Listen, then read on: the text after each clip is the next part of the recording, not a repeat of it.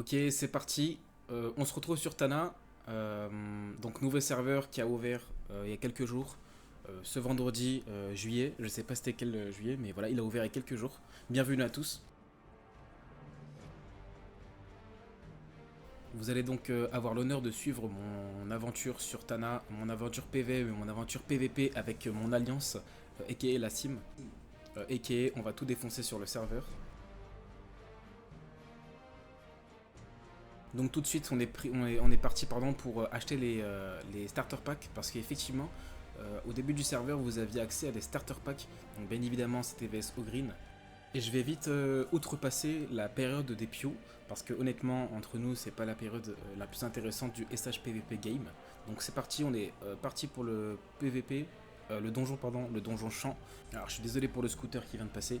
Et oui, alors ce que je disais, c'est qu'on est parti donc pour suivre la ligne conductrice de la quête Tour du Monde et la quête Hématompus. Donc sur ce serveur, vous n'avez pas besoin de prendre les quêtes comme vous pouvez parler à des PNJ sur d'autres serveurs. Les quêtes sont directement intégrées à votre personnage.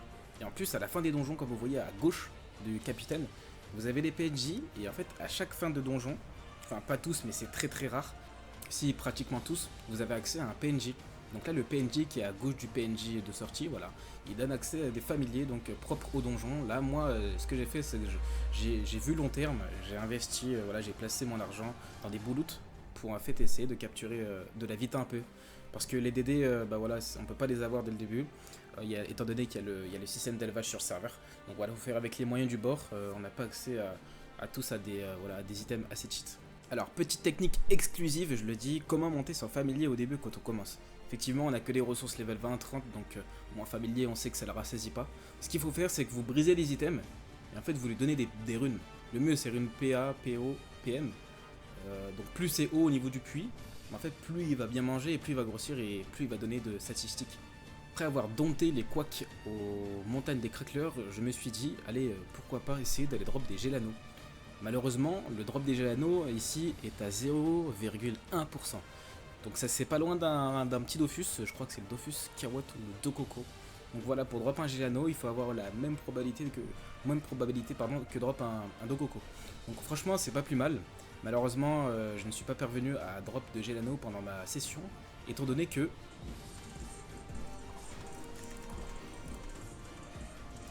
voilà, ça devait arriver, la première alliance donc, qui a été créée. Je me suis dit, allez, il faut vite prévenir les collègues. Attention à vos oreilles. Pauvre, tu te fais choper au couac? Ouais, pareil. Les gars, il y a une alliance, Oh quoi, faites putain, que gaffe. c'est. Ils sont 80. Ils sont 4 pieds, ils sont 80. 80 et Juno Quack, hein, vraiment, je sais pas. Ils viennent m'attraper dessus. Oh mon crâne avec tous Ah, les c'est- items sur lui. Tes appareils qui nuit. Et ouais, malheureusement, on est sur SH, ça fait pas de cadeau. En fait, ce qui s'est passé, c'est qu'il n'y avait pas d'alliance encore, puisque personne ne pouvait la créer. Et malheureusement, quand il était en train de drop ou quoi, l'alliance s'est créée et ils ont foncé au coco. Là, en fait, où tout le monde était, bah, pour cette tout le monde. Du coup, moi, j'ai su ça. J'ai filé comme une petite salope aux zap pour éviter de me faire cep à mon tour et tout perdre. Regardez ces morts de faim. Alors, pour un peu de contexte, j'avais donc fini le donjon Scarafeuille. Et bah, comme vous voyez à gauche, il y a des gens alliancés. Tana. La première alliance créée sur le serveur Tana. Et là, je les vois partir. Je me dis, oula, ça sent l'embuscade. Donc, on va faire très gaffe. Et ce que j'ai fait, bah, c'est que je suis pas sorti parce que, ok, bon, changeant de stratégie. Les terres des sacrés. Alors, malheureusement, on voulait PVP, mais on a tellement pris de temps qu'à la fin, quand on a essayé de PVP, il n'y avait plus personne. Donc, changeons de stratégie. Donc j'ai reconnecté ma PVM et j'ai fait le fameux donjon Tofu grâce donc aux 4 tours du monde. Et pour éviter donc après que le coef soit dévastateur, détruit, j'ai full brisé. Donc comme je vous avais dit, rune, familier, bah les gars vous n'avez pas besoin de, voilà, de mettre des 1000 et des 100. Vous avez juste à donner à manger et ils grandissent très très vite. Ok, c'est parti, on est le jour 2 du rush. Alors à ce moment-là, j'avais pas encore la vision, j'avais pas encore FM ma panneau quack. Parce que l'FM, effectivement, vous pouvez over sur ce serveur, et donc avoir des items niveau 50 au lieu d'avoir un item level 50 avec 30 vita maximum, vous pouvez l'avoir peut-être en 100 vita ou même, soyons fous, peut-être 120 vita, comme pour certains stuffs que j'ai fait. Malheureusement, je ne l'ai pas encore fait.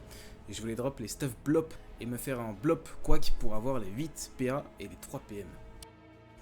Voilà, j'avance à fond sur la quête tour du monde. De toute façon, c'est ce qu'il y a à faire au début.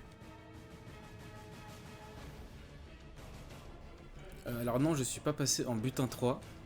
C'est juste que de base j'étais en butin 8. Malheureusement, je me suis dit que c'était une salle comme une autre. C'est pour ça que je me retrouve dans cette situation. Surtout que pour pas aider, il y a un mec qui a rejoint le spec. Il me mettait un peu la pression pour que voilà, j'abandonne et que il récupérait tout mon stuff. Donc moi je me suis dit non, je vais pas abandonner, je vais pas lui laisser l'opportunité de récupérer mon stuff si durement obtenu. Donc j'ai pu gérer à la sueur de mon front. Ensuite, rendez-vous dans la zone Dragueuf. On en avait besoin pour crafter les prismes parce que à ce moment-là, on était déjà donc le lendemain, donc le deuxième jour du rush. Et à ce moment-là, il y avait déjà Latana qui avait pris à la fois le Brig, la Foreuse et le village de Feudala. Donc voilà, ça s'est bougé dans notre alliance. Et donc on a tous à peu près tous été drop des ressources pour craft les prismes. Alors voici, ça fait déjà un bon rush. Donc ce que je vais faire, c'est que je vais vous laisser sur ce dernier donjon, l'ultime Wabot. Donc j'avais attendu avec la quête tour du monde d'avoir le Wabit et à la fois le Wabot en même temps pour éviter de faire la route deux fois. Donc voilà, je vous laisse sur un Wabot dans lequel j'ai eu un certain Dofus full BF. Et voilà, je suis en plus monté niveau 110 et plus. Allez, je vous dis à la prochaine pour l'épisode 2.